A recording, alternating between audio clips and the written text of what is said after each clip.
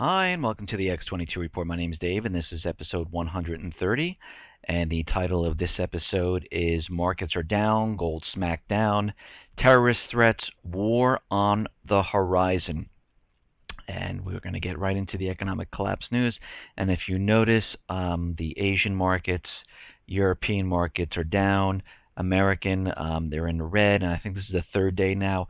Gold has been pushed to under $1,300 again.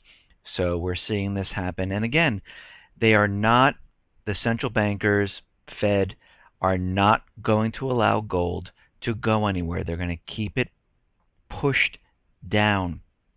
Especially if the market's coming down, they're going to push the gold down, and they will never let it rise right now until the last possible minute. They don't want anyone to know something's happening, and all this means is that it is a buying opportunity for everyone.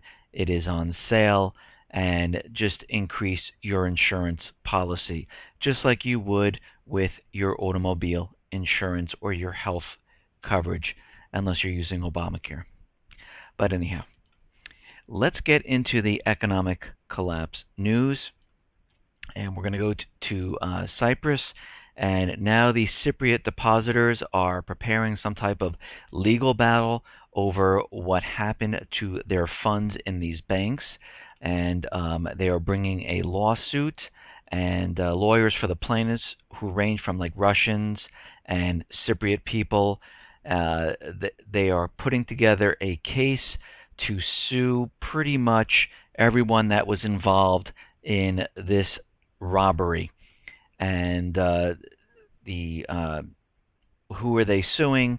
Their legal action will start in Cyprus, but then it's going to extend into the European courts, and then further if necessary. And they will also take action against European institution officials and whoever else they can lay their hands on. And this is going to be very interesting, because if they win this lawsuit, that means all these bail-ins, you're going to see lawsuits popping up everywhere. If they lose this lawsuit and it doesn't go anywhere, then the bail-ins will continue to happen, and no one will have any recourse of getting any money back whatsoever. But again, these banks, central bankers, these are all corporations, and as of right now, and besides protesting, the only recourse that anyone has at this point in time is to sue the corporation, and that is what they're doing. Okay, let's move on here. Now, China is on pace to import around 1,200 tons of gold, and a lot of the mainstream media and like Bloomberg, they're telling you that Chinese import of gold has fell on the lower gold price. And what has happened is, in reality, is that it fell month to month from 104 tons to 101 tons. But overall, the pace they're on, they are going to purchase about 1,200 tons, and that is an incredible amount of gold. And that by itself would probably make China the largest consumer of gold in the world. And despite all the negative propaganda about China buying gold and everything, the yuan hit a 19-year high last night. This is a new high since the yuan began freely trading. But if you looked at the mainstream media stories up to last night, you would think the yuan was ready to crash. And this goes on to say, even though the central bankers, the Fed, are using the smackdown of gold to make everyone think that it's a bad investment and to destroy the investor psychology of gold, it's very apparent that gold and the yuan are becoming the next big thing in the currency world. And you can see that the gold is flowing from west to east. And what everyone's question is, when the dollar falls and collapses, the Chinese will be the new reserve currency. What is happening now is the U.S. central bankers are fighting all in the Mideast, and you can see it from all these terrorist threats and all these strikes. They are trying, through war, they are trying to maintain the dollar as the reserve currency, and it's getting harder and harder to do. A lot of the countries are starting to trade oil and other things bypassing the dollar. China has been, and Russia, and Australia, and North Korea, and Brazil, and Iran, and Syria, all these countries are starting to bypass and have been bypassing the dollar. The United States and Western central bankers are trying to hold all the pieces and everything together. It's like a big dam, and they have their fingers all in the dam, and their last toe they're trying to stretch over to this other hole, and the dam's starting to crack, and they can't hold it anymore. And this is what we're seeing. It's an impossibility for this empire to continually wage war to hold the U.S. dollar as the reserve currency. And this is why we're seeing this, one of the reasons we're seeing these terrorist threats, these strikes in the Middle East, because what's going on out there is that all the countries are starting to rise up. A lot of protests are having, a lot of governments are being turned over now, and we're seeing this all over the place. Okay, let's move on here. Now, 40% of federal student loan borrowers are currently making a payment right now. And let me just, it is relatively well known that there are about 28 million federal student loan borrowers in the U.S., and as we first covered a year ago, about 15% of these are deeply delinquent. And what may not be known is that the total borrowers, a tiny 40%, or 10.8 million of lenders, are actually current and paying. Of the remaining 17 million, 7.9 million are still in school, and of course their job prospects are terrible, and the unemployment among youths is very high. And I forgot the exact number, but it's anywhere like between 30 and 40% or something like that. And there's a whopping 9 million, or almost the same number as those who are currently repaying, are either in default, in their grace period, or in deferment, or some other form of forbearance. Of the 28 million Americans with the federal student loans, 60%, or 17 million, don't pay the government a single cent. And, when all these people, stop going to school and they have to get jobs, their student loans, you have that 6-month grace period before you go and you have to start paying. And that's how it was when I went to school. And after that grace period, you have to start paying if you have a job or you don't have a job. And you can get extensions and things like that, but eventually you have to end up paying. Now, if all these people can't find work, or they only can get part-time work, and they can barely make the minimum payment, especially if they went to very expensive schools, we are going to see a lot of delinquencies, and the student loan bubble is going to really come down hard from this. Okay, let's move on. JPMorgan and Goldman Sachs. JPMorgan and Goldman Sachs are being probed for metal warehousing, and JPMorgan also announced they wanted to get out of the physical commodity. They've been offloading gold out of their vaults, and now they're implicated in the aluminum cartel lawsuit, and we're seeing all of this come to light now.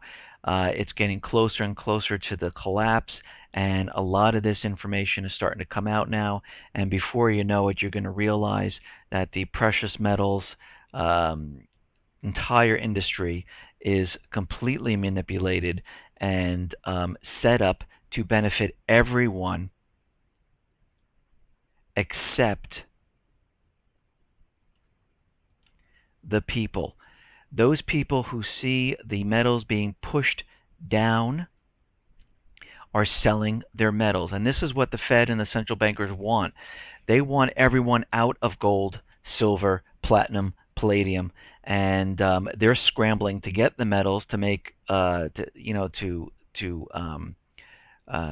the people who want their gold, and other countries are asking for gold, and they're doing their best to push the price of metals down so people don't think it's a good investment and they start selling it.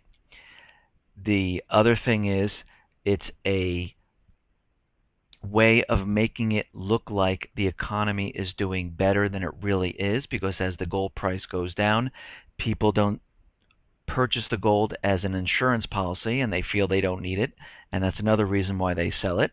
And it's an indicator to show that the Fed is doing its job, and the economy is getting better, the unemployment is going down, and they keep using the propaganda of tapering, and it's showing everyone that everything is okay. Now, talking about tapering, it's starting to look like, with all the propaganda, and I find it very interesting that they continually push the tapering propaganda. I mean, they did a little test back in the spring about announcing tapering, and you saw the markets go down.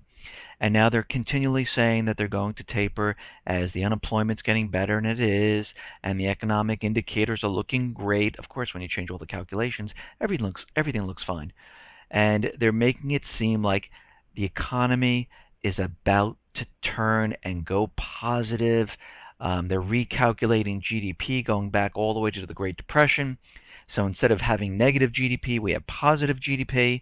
And you can see they're doing everything to make it look better than it is. And as we get closer to the fall, we are hearing more and more about this propaganda of tapering. And I think what they're trying to do here is make everyone that hears their voice that the economy is just about to really take off, and we can start tapering in the fall, and that's when we're going to get hit with the first part of the collapse. It seems like it's a perfect setup. Yes, it might look like they're going to taper, and they might even start, and then an incredible event will occur. This event will bring the financial world to a screeching halt, and it will be some type of an event. It could be a bomb, it could be a cyber attack on the financial institution, but something that will say we are started to taper, the economy was just about to turn, and then all of a sudden this event hit, and the markets collapsed. The banks are on a bank holiday, and this is all because of this other country that caused this. And we can just see this happening. And then they can go ahead and turn it around and say, now we need to go to war with this country. It could be Syria. It could be Iran. It could be China at this point. And now, to get us out of this huge hole that we're in, we need to increase QE to 170 or so million per month. And we could definitely see something like this happen. And there was an interesting report. Charles Evans, the Chicago Fed president, the most dovish member of the Fed, may have given the word that it acted effectively as the green light for September taper. And in Zero Hedge, we saw something that someone made a call, and this was a block trade that was executed early today for over 30,000 contracts of September 8th strike VIX calls, which expired the same day as the FOMC announcement. The 28 call seems naked and is thus a one-way directional bet on a spike in volume. And they're looking, this report here is saying that September 18th is roughly the time when they're going to use this, we are going to start tapering. So that is very telling right there of what is happening. Now, let's move on here. In Tunisian, they are seeing huge amount of protests. It looks like it's a similar to Egypt, where tens of thousands of people have taken to the streets in the Tunisian capital and the Tunis to call for the resignation of the government and the dissolution of the transitional constituent assembly. And it looks like we're seeing this all over the Middle East. The people want the regime to fall and the government will end today. This is what they're chanting. And we're seeing this, and it looks very similar to Egypt. And we're seeing this across the Middle East. We're seeing it in Yemen. We're seeing it in Egypt. We're seeing it in Libya. And all of a sudden, we have this huge terrorist threat from Al-Qaeda. All embassies are closed. The citizens of the are evacuated from many of the countries. And we're seeing these huge protests getting out of hand. The U.S. central bankers are losing control over this area, and now is the time that they need it to go in and restore order and protect the U.S. dollar as the reserve currency. And this is like the shadow strike that is happening in the Mideast, and we will see something soon. Something will happen, even though they're telling us that Al Qaeda, is contained and things like that. We are definitely going to see something happen. Now, in Egypt, they're saying that the authorities in Cairo warn that they are losing patience with the pro-Morsi sit-ins for the past 5 weeks, and they've tried diplomatic means, and it seems like it's not working, and they are ready to go in with security forces to break up these type of gatherings. And if they do that, you are going to see an all-out civil war. It will be messy. The United States central bankers will lose complete control in that area, and as of right now, the U.S. Military is standing by, and this terrorist threat has been put in place so the government does not have to go to Congress. This is under the terrorism threat, whatever, where they can just go in and do what they have to do with drone strikes, military, and whatnot to secure the region.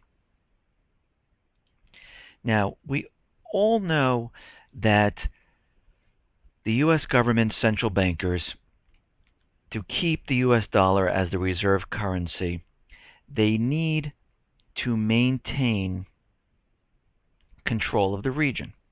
And the U.S. government is paying the rebel fighters, which are the paid mercenaries in Syria, to overthrow Assad. Now, the rebels have been losing, and Assad has been continuously pushing them back. So the U.S. used the propaganda of the Assad government is using chemical weapons. The UN went in there, and they said, oh no, it was actually the rebels. So the United States stamped their feet and carried on, and the UN went back in and said, okay, it was both sides who used chemical weapons. And of course, England, France all backed up the United States to say, no, we believe it was Assad who used the chemical weapons. But then Assad found a stash of chemical weapons in a location in Homs, and they reported this to the United Nations. So the United States central bankers have tried many different tactics to get into war. We know the fiscal year ends in September 30th. Very interesting that they're going to taper around that time period, and the weapons are being shipped to the rebels, or they want the weapons to be shipped to the rebels. And right now, Israel and Saudi Arabia are making a deal where Saudi Arabia is buying old weapons from Israel and giving them to the rebels, because Saudi Arabia is controlled by the United States. At this point, the rebels are not making any progress, and Assad is continually pushing them back. Now, Assad in Syria is backed by Russia and China, and this is the reason why the United States has not moved and pushed, and Israel have not moved and pushed harder into Syria. So instead of pushing and starting World War III right now, they're going to try yet another tactic. They are going to bribe Russia. Now, Saudi Arabia has offered Russia economic incentives, including a major arms deal and a pledge not to challenge Russian gas sales if Moscow scales back support for Syrian President Bashar al-Assad. So what they're doing is they're trying to pay off Russia so the United States and Israel can go into Syria and then eventually move into Iran, because Iran and Syria have a pact together. And this is what they're trying to do at this point. And this looks like it's another last-ditch effort while this terrorist threat is going on, and they want to see how this plays out. And, it sounds like they're extending the closures of all the embassies past Saturday, which is August 10th, and we're going to have to see how this plays out. This is what they're trying to do at this point.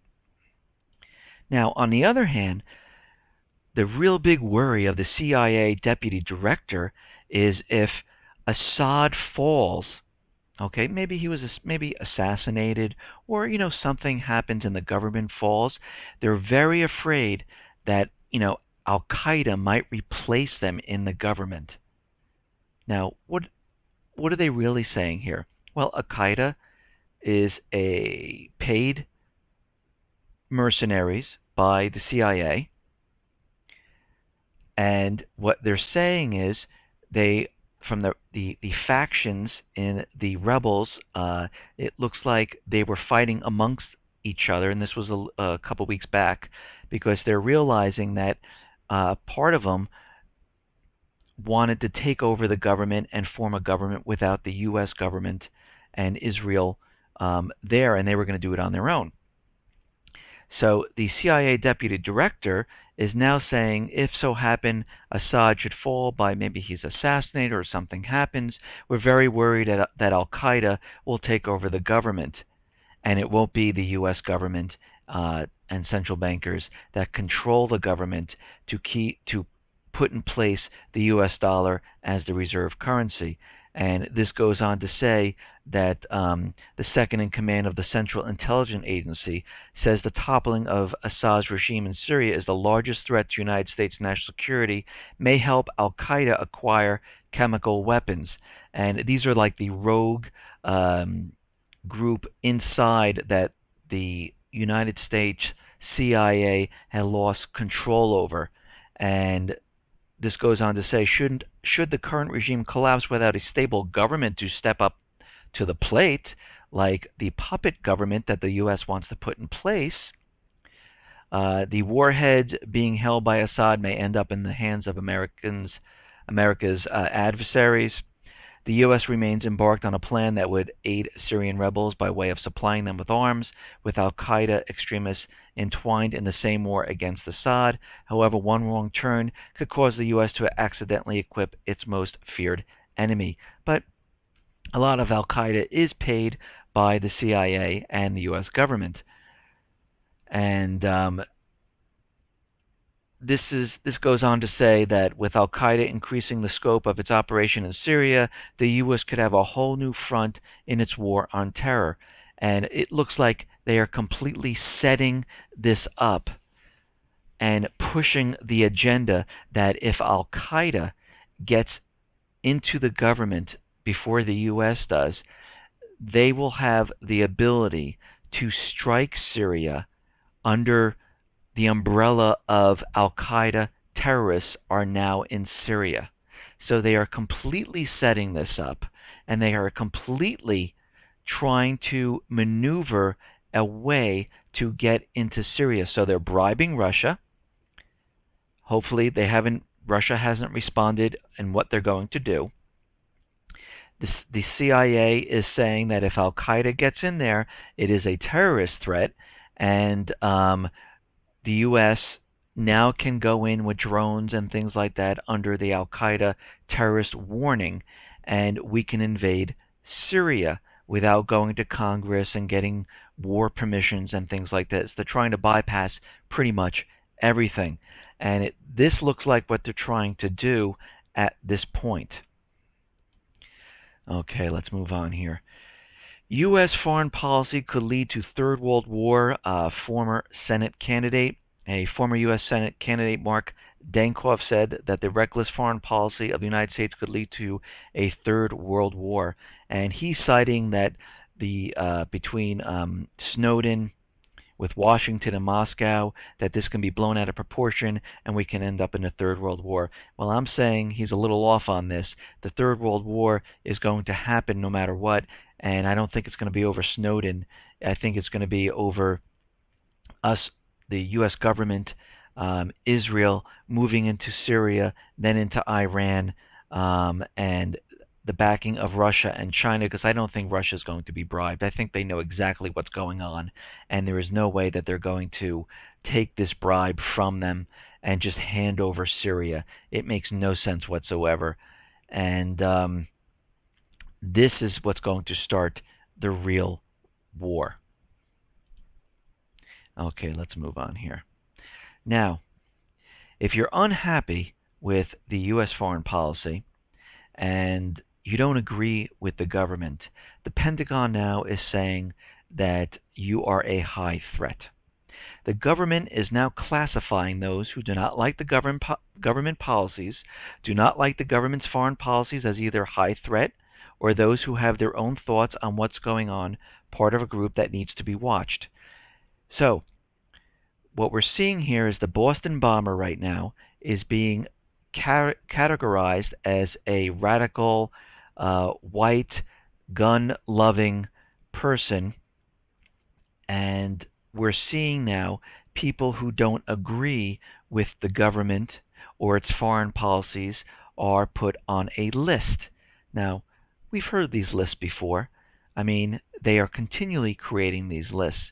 And again, when the economic collapse comes, they're looking for these people who don't agree with what the government is doing. Now, I'm sorry, but the First Amendment and the Constitution allows for everyone to question and ask questions and to talk freely about what the government is doing.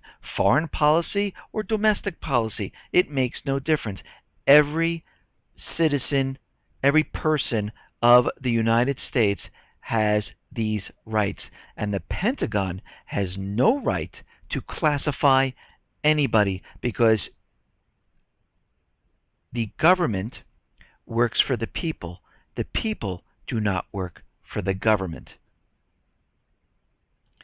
Now, we can see that DHS and TSA are really starting to branch out and push their powers beyond what they were intended for. And we know what they're really intended for, but the rest of the people have no clue, the ones that aren't really paying attention.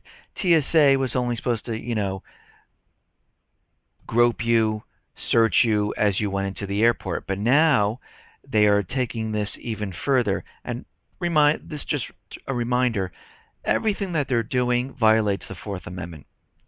TSA now is moving out of the airports and into the parking lots and into train terminals and sporting events. And they are they have these teams called Visible Intermodal Prevention and Response Squads, or if you like to call them Viper teams.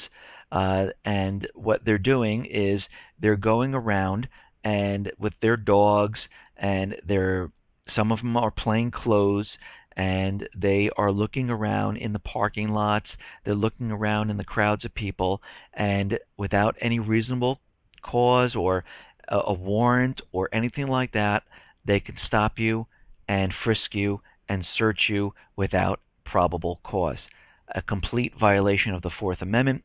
We are now seeing that this is being expanded outward, and they're starting to push this further. And again, if we go through the checkpoints of looking at how close we are to an economic collapse, when you see more of your rights being taken away, more taxes, more military drills, we are seeing much more of this, and we're getting closer and closer to the economic collapse.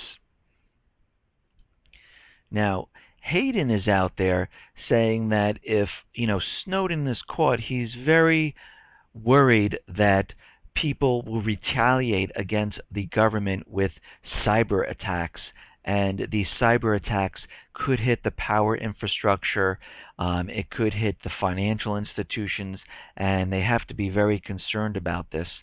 And talking about cyber attacks, their utility executives say a major cyber attack on the power grid is inevitable. And this report goes on to say computerized attacks from overseas could disrupt facilities that generate power and the electrical grid that transmit it, said utilities executives at an event in Washington, D.C. organized by the Bipartisan Policy Center. And these executives predict it's not a question of if, but when a disabling attack will happen. And it goes on to say, he says that I know somebody's coming. At some point in time, somebody's coming at me, said Scott Saunders, Information Security Officer. It's going to happen. And, they've seen these cyber threats growing bigger and bigger, and they're making the plea that we have to put these in the same category as hurricanes, floods, and things like that. And they said the real impact on the grid is high, and the electric grid's vulnerability stems in part from its broad reach, a nationwide network of power lines, transmission centers, and other infrastructure, and a diverse set of utilities and regulators overseeing it. An attack on one region or supplier can quickly ripple to others and have a ripple effect across the country, which would be unstoppable. And this is their biggest worry. And like I said,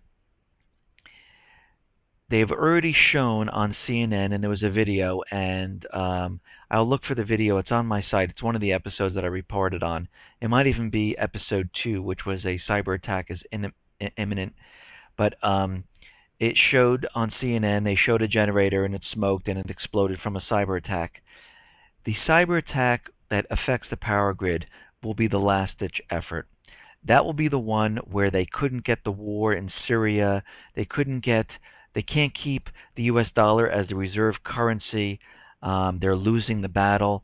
They can't completely take away all the rights of the people, and they can't confiscate the guns. You have to remember the gun bill, the UN Arms Treaty are pending in the Senate, waiting for an event.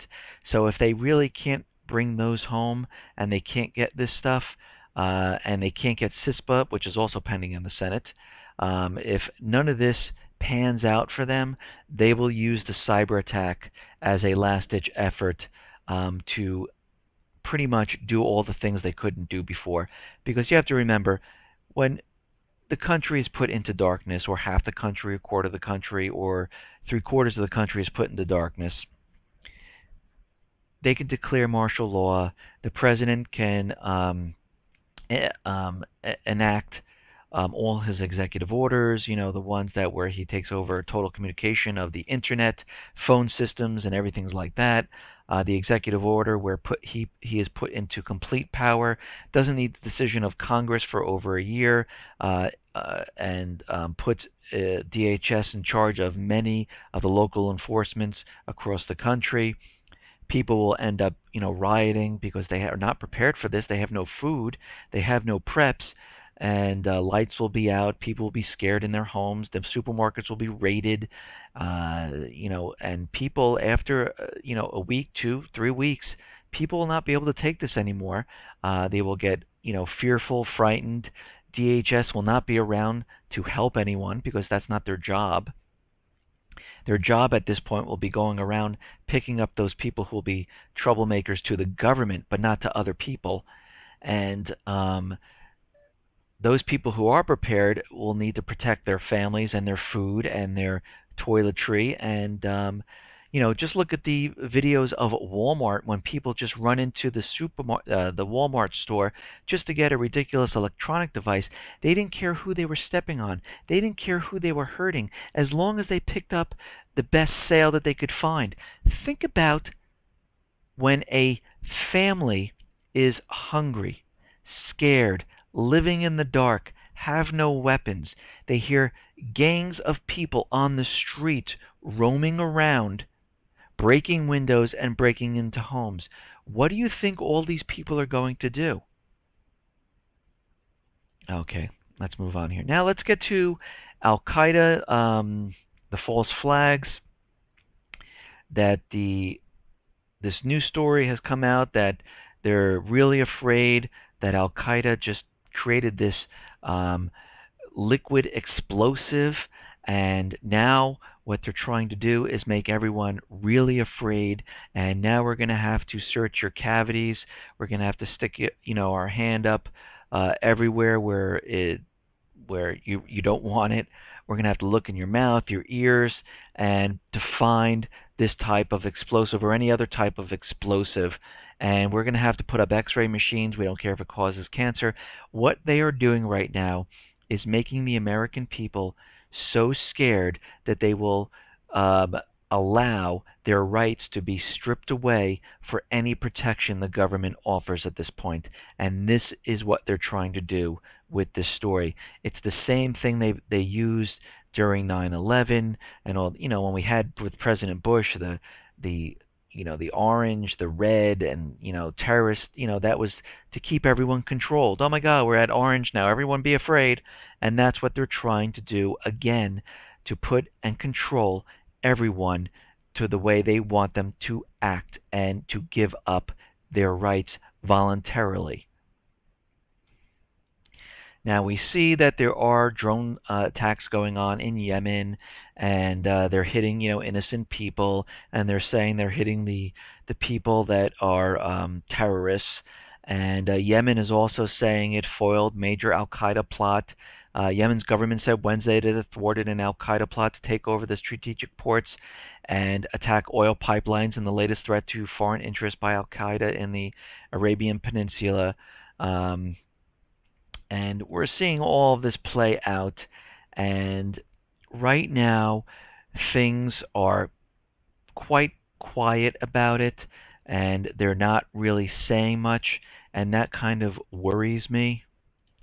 They did their big push to make everyone afraid, telling everyone that there's a travel advisory, telling you that the U.S. citizens are being evacuated, embassies are closed, and now there's a nice lull.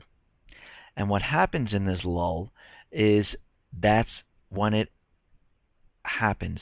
Some type of terrorist attack, some type of strike in the Middle East, something is about to happen. And in my previous episodes, I said in the next 30 days, we will be seeing something, because right now it's not the top stories on the news, and they scared everyone. They got it in everyone's minds, and now it's a little bit of a lull.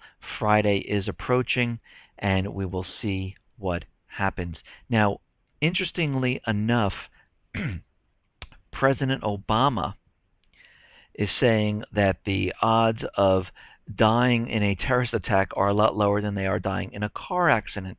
So if that is the case, then why are we putting so much emphasis on these terrorist threats, and we have to keep people safe? And here's just a little side thing here that that I found on the Washington blog site. You are 17,600 times more likely to die from a heart disease than a terrorist attack. You are 12,500 times more likely to die from cancer than from a terrorist attack. You're 11,000 times more likely to die in an airplane accident than a terrorist attack. You're 1,048 times more likely to die from a car accident than a terrorist attack. What is the odds in a terrorist attack? 1 in 9 million. But we're putting all of this emphasis and scaring the American people, making the American people so scared, so afraid that they voluntarily give up their rights. Listen, everyone, thanks a lot for listening. Be well, be safe, and especially be prepared. Thanks a lot.